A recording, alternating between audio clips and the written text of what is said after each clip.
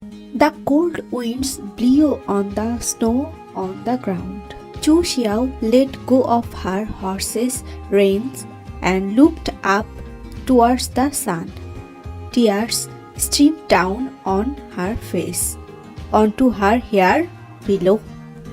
The heavy responsibilities exerted its weight on her shoulder.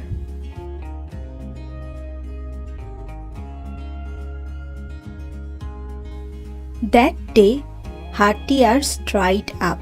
As she stood on the snowy ground, she felt like a kite with no thread. Even if she wanted to escape, she would not know where to go.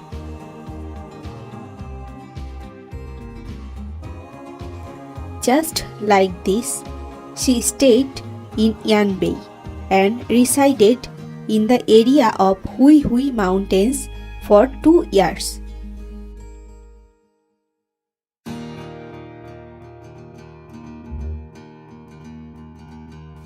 Ultimately, Yanshun succeeded in his motives. Under his power, the Xia Empire was oppressed by him.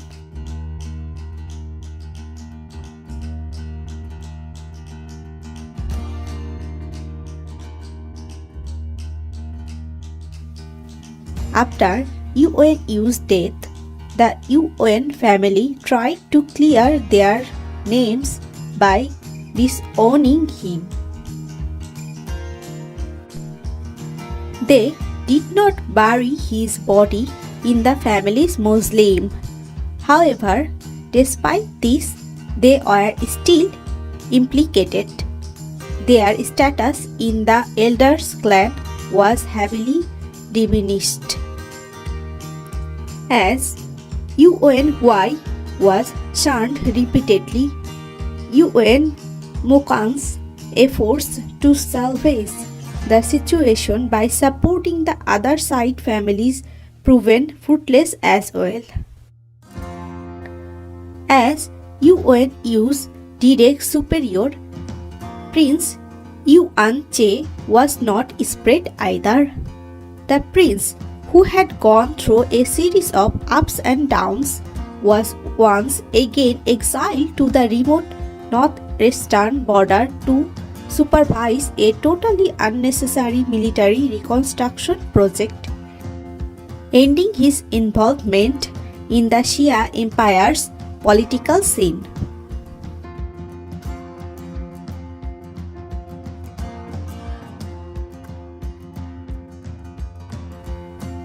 What was most unexpected was that the 14th Prince, Yan Yang, formed an alliance with the Wei family. Under Wei Guang's support, Yang Yang became the inherent heir to the royal throne, earning the title as the King of Zhou. Wei Shui was promoted as well, as he assumed full control of the forest of Yamin Pass.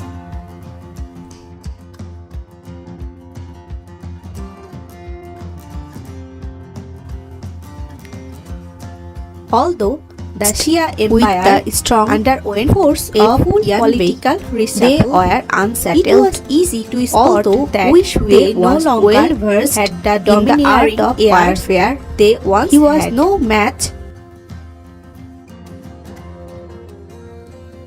Faced with the strong force of Yanbei, they were unsettled. Although Wei Shui was well versed in the art of warfare, he was no match for Yanshun. Coupled with the internal political disturbance in Xia, he had to adopt a more defensive stance towards the war. Over the past year, they had started to show signs of fatigue. However, despite this, Yanshun did not dare to attack Xia recklessly. Towards the southwest of Helan Mountains, a new political force appeared under everyone's eyes. No one knew the origin of the political force, nor the number of people they had. The only thing they knew was that the leader of this force named himself the King of Shanghai. From the merchants that passed by, the scouts sent out to fish out information.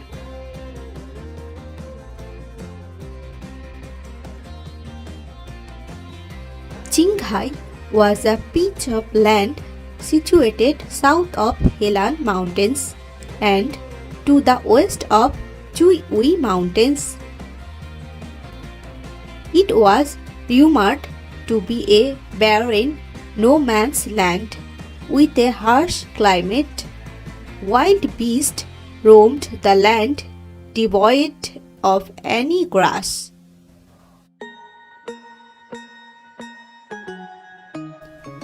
Over 2000 years ago, prisoners from various empires were exiled to this place.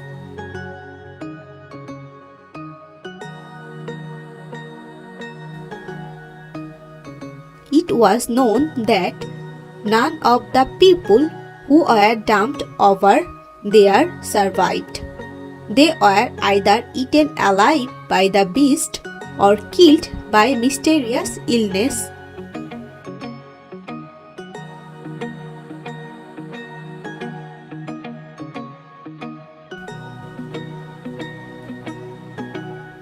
The phrase "exiled to Shanghai" became an indirect slang that assumed the meaning of certain death.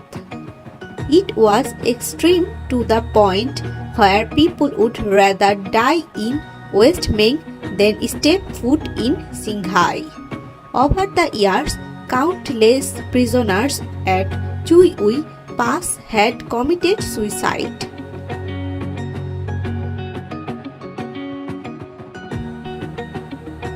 However, a new political force was born out of the blue in the piece of land, which was ruled by venomous insects and wild beasts, without a trace of human life.